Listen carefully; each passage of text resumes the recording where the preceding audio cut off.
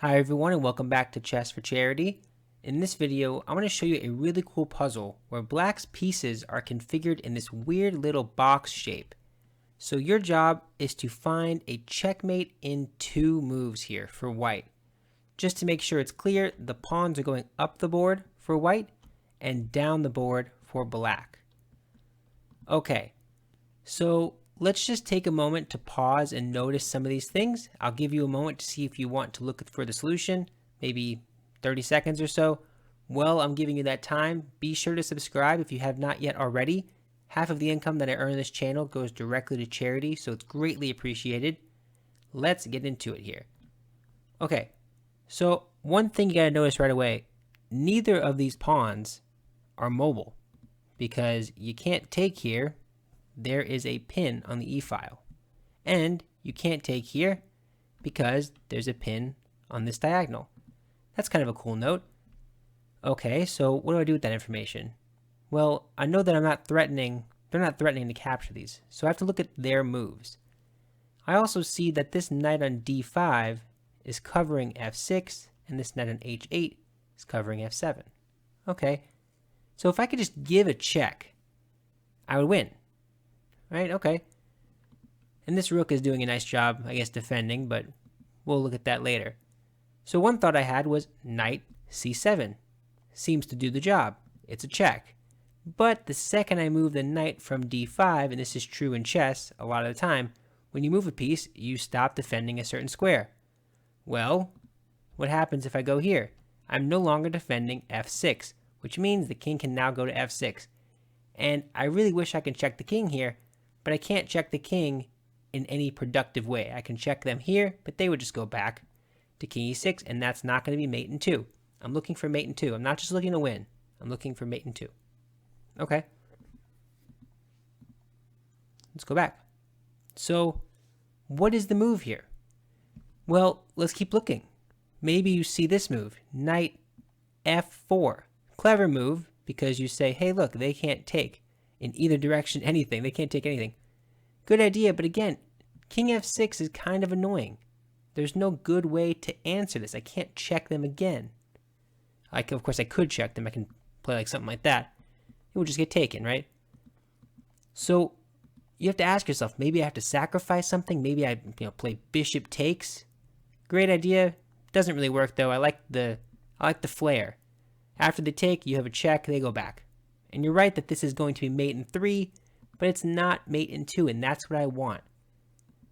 Okay, so what do I do? Well, again, you look for these forcing moves. Maybe something like this. And after they take, maybe you're trying to look for some kind of check or some kind of queen move. It doesn't work because the queen can't get over here, and even if it could, you can get blocked. So you kind of have to look at this position and say, okay, what's my goal? What's my dream position? And the dream position here is I need to get into a position where I can generate a check on my next move. And that starts to open up the solution. So what do I mean by that? Generate a check on my next move. Well, I want to make a move. Let's just say, for example, just as an example, if I played something like knight g6. Now, with this move, this is not the right move, but just with this move, I can now threaten a check on my next move, which is f8.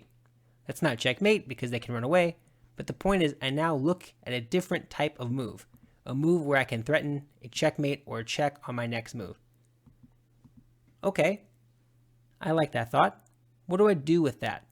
Well, here is where you find the best move in the position, the winning move, the one and only checkmate in 2 move. If you want one more chance to figure it out on your own, pause the video. Okay, the one and only move. Rook to g4. Look at that move. Bang. Okay, let's talk about why this is the stunning move that wins it all. So if the pawn takes, then you take with the bishop, and that's checkmate. Look at the way the knights, this knight and this bishop, look at the way everything works together. Super cool. Of course, here as well. If instead of taking the rook, they push past you and give you check, such a cool counter move. You can take this pawn with checkmate. How often do you see that where they check you and you take their checking piece with mate? That's pretty uncommon in my experience. This rook is cutting off everything. Perfect there. Okay, so this pawn can't move. If it takes, you take for mate. If it pushes, you take for mate. Okay, what about this pawn? The e4 pawn. Again, such an amazing puzzle because I can play rook on g, takes e4, and now this pin is against you the other way. This pawn is pinned, so this is mate. Isn't that incredible? I love this puzzle. Okay, so now this pawn can't move forward. But now this pin is broken, right? So can't this pawn just take? Yes, it can. But here's another cool way to win. The king on e3 just takes this pawn and this queen behind him. Boom, she gives checkmate in one.